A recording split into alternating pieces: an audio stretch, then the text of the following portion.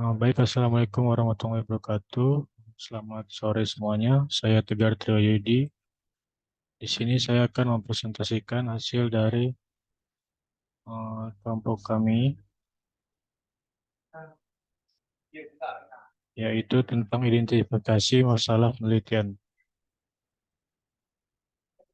yang berjudul Masalah dan Hipotesis Penelitian. Yang pertama ada Muhammad Wira Perdana, yang kedua ada saya sendiri, Tegar Trioyudi.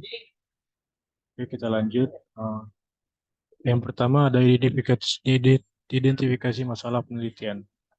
Penelitian dapat disebut penting bila terdapat permasalahan penelitian. Jadi, sebelum melakukan riset, seseorang harus menentukan masalah penelitian terlebih dahulu. Lalu, apa sebenarnya masalah penelitian itu? Masalah berarti adanya penyimpangan dalam suatu kondisi atau suatu situasi dari batas-batas toleransi maupun aturan yang sudah ditetapkan. Dari masalah tersebut, maka akan berkembang menjadi beberapa pertanyaan seperti penyebab masalah, bagaimana dampaknya, dan lain sebagainya. Lalu semua jawaban dari pertanyaan tersebut dijabarkan dalam upaya karya tulis ilmiah. Terus kemudian selanjutnya, mengapa penting untuk mengidentifikasi masalah penelitian dengan jelas? Mengidentifikasi masalah penelitian dengan jelas penting karena memandu arah penelitian, memberikan justifikasi untuk penelitian, meningkatkan efisiensi, dan menghasilkan pengetahuan baru. Bagaimana cara mengidentifikasi masalah penelitian yang relevan dan signifikan? Mengidentifikasi masalah penelitian yang relevan dan signifikan dapat dilakukan. Yang relevan meninjau literatur yang ada, mengamati tren atau isu aktual, berkonsultasi dengan para ahli, dan mengidentifikasi kebutuhan atau kesenjangan dalam pengetahuan atau praktik. Perumusan masalah. Nah, yang pertama yaitu perumusan masalah dirumuskan dalam bentuk pertanyaan yang berfokus pada dependent variable atau apa pada yang akan diteliti. Yang kedua, rumusan hendaknya disusun padat. Yang ketiga, rumusan masalah harus diberisi implikasi adanya data untuk memecahkan masalah. Yang keempat, rumusan masalah dasar dalam membuat hipotesa. Selanjutnya, langkah-langkahnya yang pertama eh, yaitu ada dua pertimbangan yang harus diperhatikan dalam memilih masalah yang telah dirumuskan atau diidentifikasi. Di antaranya harus dilihat lagi apakah rumusan masalah tersebut layak apabila dipandang dari segi objektif maupun bila dilihat dari berbagai cara. Empat langkah penting yang harus dilakukan dalam membuat suatu perumusan masalah. Yang pertama, tentukan fokus penelitian. Yang kedua, cari berbagai kemungkinan dari berbagai faktor yang ada kaitannya dengan fokus penelitian tersebut, yang dalam hal ini dinamakan subfokus. Yang ketiga, di antara faktor yang terkait dan adakan pengkajian faktor mana yang paling menarik untuk ditelaah. Kemudian ditetapkan faktor yang apa saja yang akan dipilih. Yang keempat, kaitkan secara logis faktor-faktor subfokus yang dipilih dengan fokus penelitian. Contoh studi kasus, rumusan masalah yang dibuat dalam bentuk research question. Ini ada dua contoh.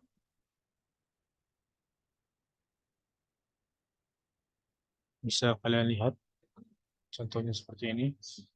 Dan pertanyaan penelitiannya seperti ini. Kemudian tujuan penelitian dan hipotesis. Hipotesis merupakan jawaban sementara terhadap permasalahan yang sedang diteliti, di mana kebenarannya harus diuji secara empiris.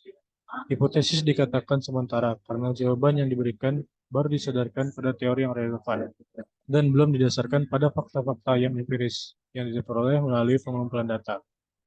Hipotesis merupakan jawaban teoritis atau jawaban sementara terhadap rumusan masalah penelitian dan belum merupakan jawaban empirik dengan dukungan data-data. Tujuan penelitiannya yaitu merupakan tujuan umum dari penelitian yang baik ingin dicapai. Ini merupakan alasan di balik penelitian dan apa yang diharapkan dapat dicapai. Hipotesis merupakan asumsi atau prediksi tentang hubungan antara variabel-variabel dalam penelitian yang akan diuji melalui pengumpulan dan analisis data. Tujuan penelitian dan hipotesis, yaitu yang pertama manfaatnya untuk menjelaskan permasalahan yang diangkat dalam penelitian. Kedua, untuk menjelaskan variabel-variabel yang akan diuji kebenarannya. Yang ketiga, untuk membantu dalam memilih metode analisa data sebagai pedoman dalam menarik sebuah kesimpulan.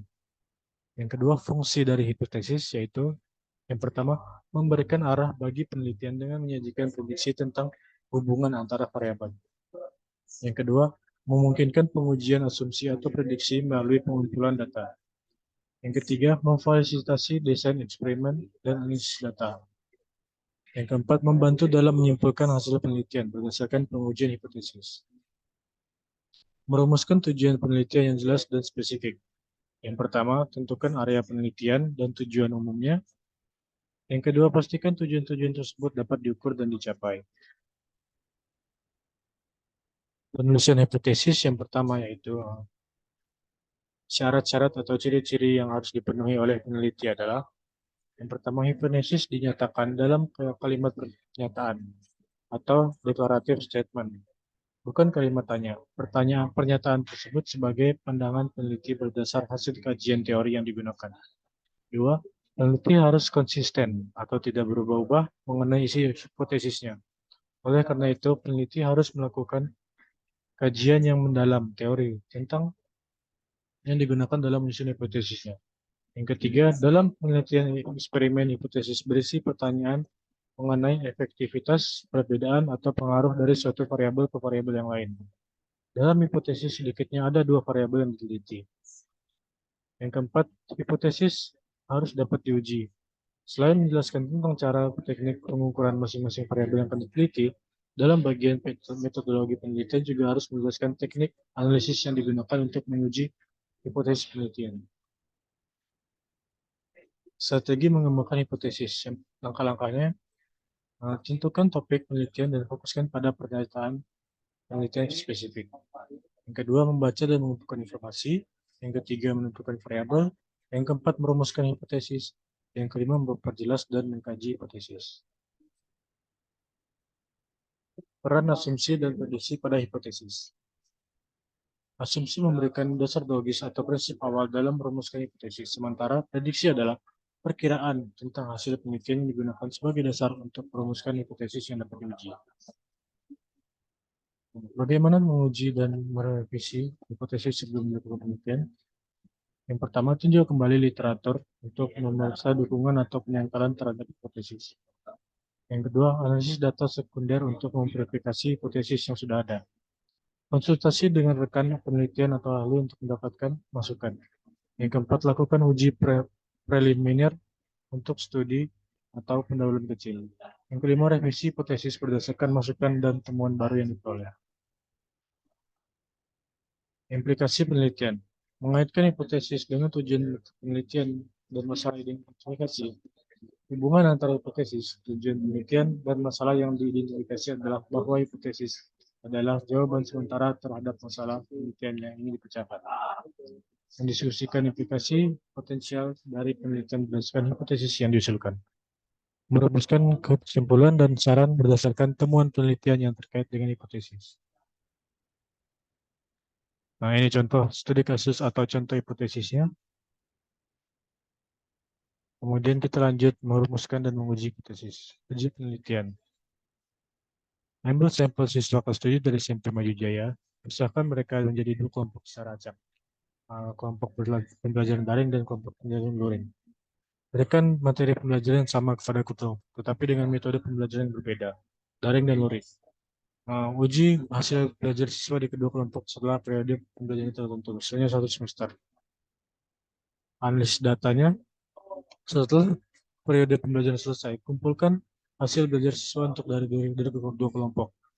Gunakan titik statistik yang sesuai seperti uji IT independen untuk membandingkan rata-rata hasil belajar antara kelompok pembelajaran daring dan luring.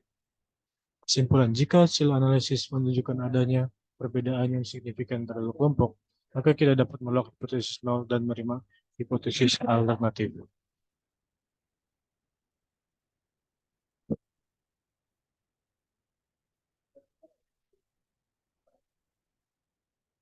Nah, ini studi kasus atau contoh hipotesis.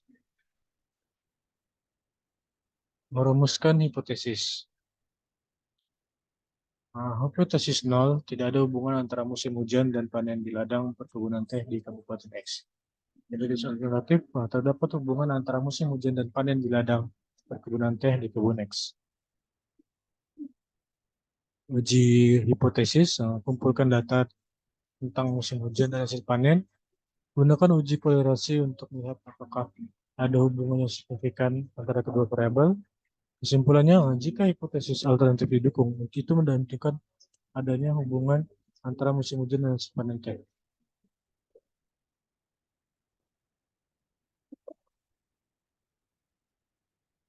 Kemudian, kesimpulan dari pembahasan ini adalah bahwa hipotesis merupakan elemen kunci dalam penelitian yang mengarahkan arah, tujuan, dan analisis penelitian. Penting untuk mengaitkan hipotesis dengan tujuan penelitian untuk memastikan relevansi dan fokus yang tepat. Hipotesis digunakan untuk menjawab pertanyaan penelitian, baik itu membandingkan variabel atau mencari hubungan antara variabel. Ini kemudian daftar pustaka yang kita cari sambil mengerjakan ini. Sekian untuk presentasi dari saya. Assalamualaikum warahmatullahi wabarakatuh.